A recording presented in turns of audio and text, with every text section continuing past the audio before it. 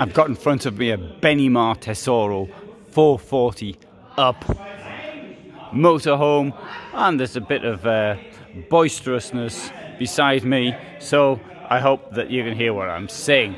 This thing here will cost 66,300, 634 centimeters long by 230 by 289. Look, you got a massive amount of payload, 590 kilos. Anyway, let's have a quick look at this before I get kicked out, because I see the security's in here trying to kick people out very politely.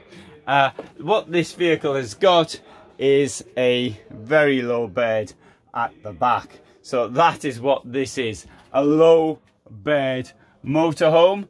It doesn't have to be low though. You can actually raise it should you need more space in the garage. And if you've seen my videos in the past, you may be aware that I like the rear bed. I was just talking to somebody from the Netherlands, and he told me that they just can't sell them with the width-wise rear bed. What they need is the German layout. So that wasn't somebody from Benimar, though. That was somebody from who uses Hymer as its main vehicle.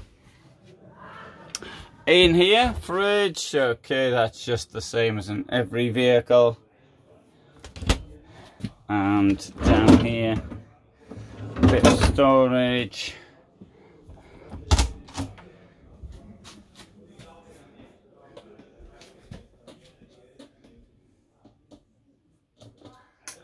Now, Benimar was, and I suppose still is, at the cheap end of motorhomes.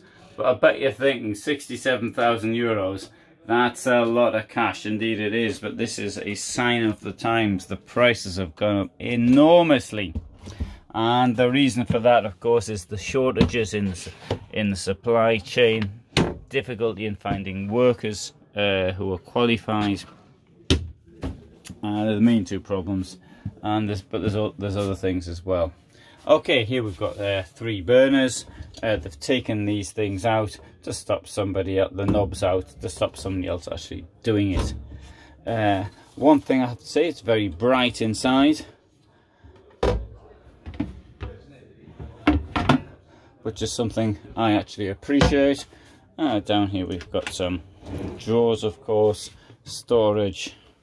And now it's a shortish motorhome, so not 6.5 meter class, and that makes it a bit easier to drive, but it is quite wide as well, I'd say, for a vehicle the size 230 centimeters. We've got an extra bed which is up here, and I'll show you how it is. I'll show it coming down if I had the key. Table is rather large in my opinion for a vehicle of this size. This bench is pretty large as well. Over here we've got some electrical points, 2 USBs and 230 volt shore power. Storage up there, and as it's on a Ford, there's storage up here as well. There's a lot more vehicles now on a Ford than there was a couple of years ago. The reason for this is, well, it's the same reason as mentioned earlier. It's the supply problems created by COVID.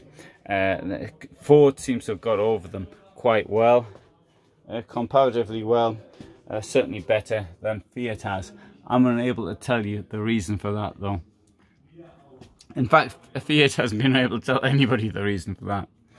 We've got a Webasto here, heating. Don't recommend Webasto. There's far cheaper, and I would say from a quality point of view, similar products on the market. The steps up to the bed, which I don't think I mentioned, and beside the bed at the price, there's the heating. I think that's a good place to put the heating, to be quite honest. So you can put the heating on without having to get too much out of bed. Nice one, Benimar. As we come in, of course, we've got the light switches, and what's this do? That's another light switch as well. Down here, there's a electrics. think it's an odd place to put them, but hey, I'd rather inside than outside somewhere. Bed here would obviously drops down, as I said. I believe you can actually make a bed out of this as well. So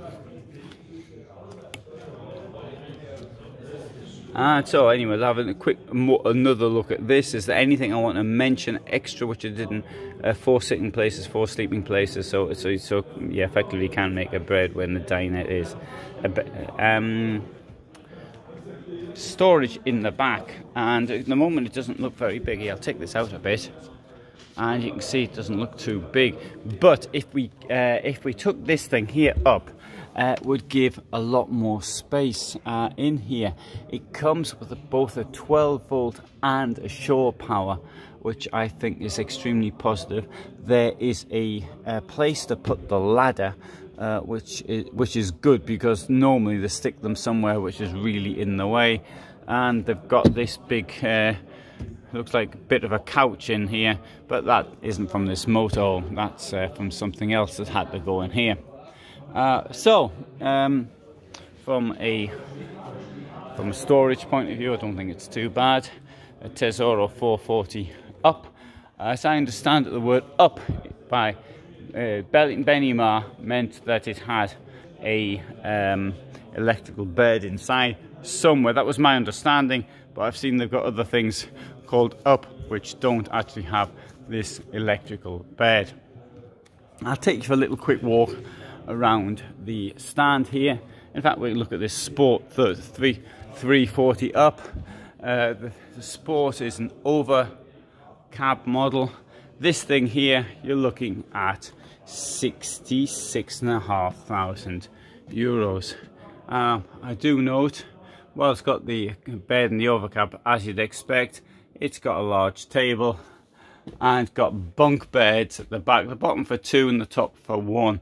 I think that's the idea, 150 kilos max. It says the top one, of course, is the height adjustable, because you probably isn't enough space up there as it is. Quick look in the toilet. It's just more or less the same as the other one. As you can see, I'm using a different gimbal, and the reason this gimbal doesn't go with this this phone, or it's a camera phone, unfortunately DJI Osmo 3 gave up the ghost yesterday. What happened was the following: it said that I needed to upload new firmware. And after 2 hours fighting without, cut a very long story short, it happened that I couldn't pair it with my phone because I needed to load the firmware, but I couldn't load the firmware because I couldn't pair it. So I've got this one. Good job I kept though my old gimbal, didn't give it to somebody, as might have happened. Indeed, I've got the camera that I had before I started using this one. Anyway, so here we've got 2 people up there, 2 people sleep here. Actually, 1 person even sleep there, and in the back we've got 2 singles as well. So you only want to pack them into a motorhome, you can do it in something like this. This is the Sport 323. Now, as far as the Benimar range of motorhomes is concerned, I have actually filmed the lot, and so you can find it mightn't be of the year, so there are differences from year to year. Particularly, actually, nowadays you can see lots of things that may have once been on a Fiat are on a Ford, for the reasons I already stated. But you can find a lot of them on my channel. This one I find particularly attractive. An unusual friend of mine's got one of these, the Tessoro 481. It's a price of 72,500 euros. Big lounge at the back. Got a bed over the lounge, which someone's left down here, so it's good because we can see what's happening. and an enormous kitchen, all in a vehicle under 6 meters in length. I find this really attractive. And here we've got a washroom. Oh, that was a bit stiff. Which has also got a huge amount of space. See how much space can be created if one puts the electric bed in. The bad news, of course, is there's not much in the way of external storage. So we've got the internal storage down here, but the garage, or access to the garage, if you like, this is the internal access to the garage, which is down here. And there's not a lot of space in there. I can't see anyway, but there's not a lot of space in there.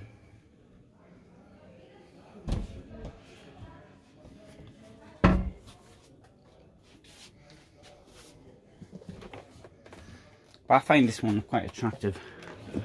I think, you know, for a couple, I was not going to use it a great deal. You know, it gets you out and about, and I think that's a good. That's always a good thing. Yeah, so I'd like to actually focus out a bit, but things I can't because of this gimbal. Because if I do, the gimbal gets in the way. Look, I'll show you.